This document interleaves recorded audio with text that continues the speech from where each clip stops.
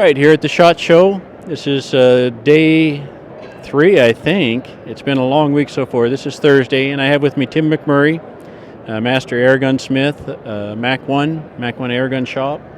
Tim, how's your SHOT Show been? It's been a lot of fun. You know, you get to see everybody that you haven't seen in Coon's age and connect with the suppliers. You got to do it. You know, you got to be here. You got to see what's new and you know what people are doing. And we saw some cool stuff.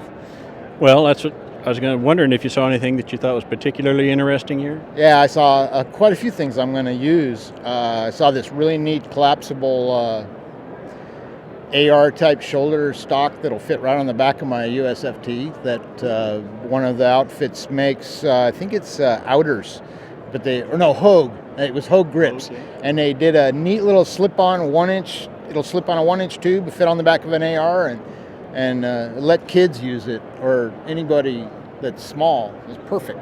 So that we're gonna put on. We're gonna make some adapters to put that in a bunch of different Crossmans, and it's probably about maybe a retail $60 or $70 item, but it's really well made and good execution.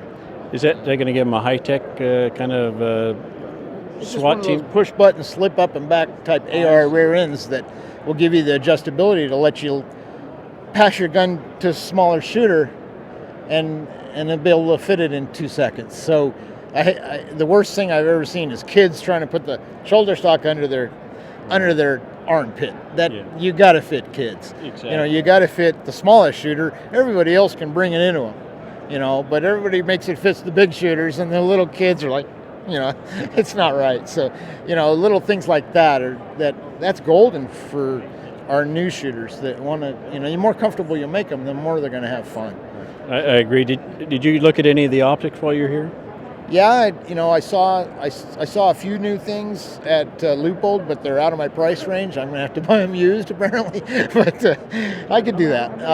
But yeah, Leupold is awesome. They've got the new Variex 6.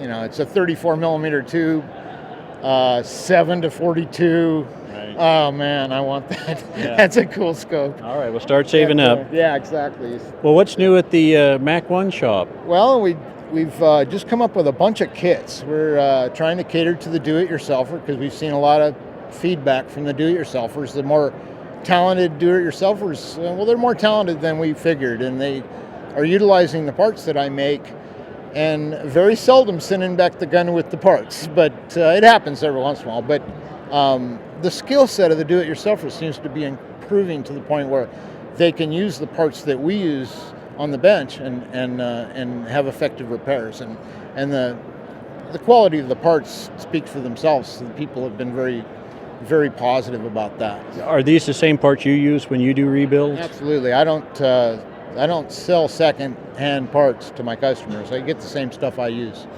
It's the best. You know, I try to be best of breed. That's the business model. It's what we do. You know, I don't know anything else. What models are you covering now?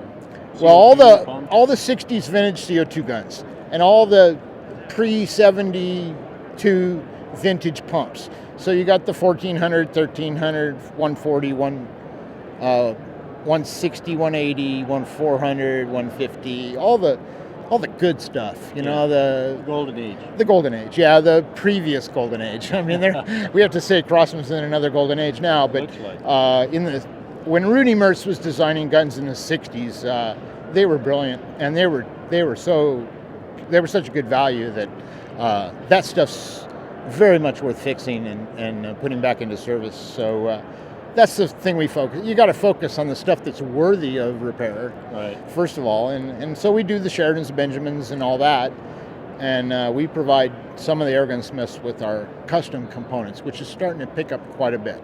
So we're cutting valve bodies for guys who want to fit steroid stems, and a lot of airgun smiths are having steroids done and then pulling them apart and looking at what we did and you know, buying the parts and doing it themselves. So I can get behind that. It's no longer Mac1 store.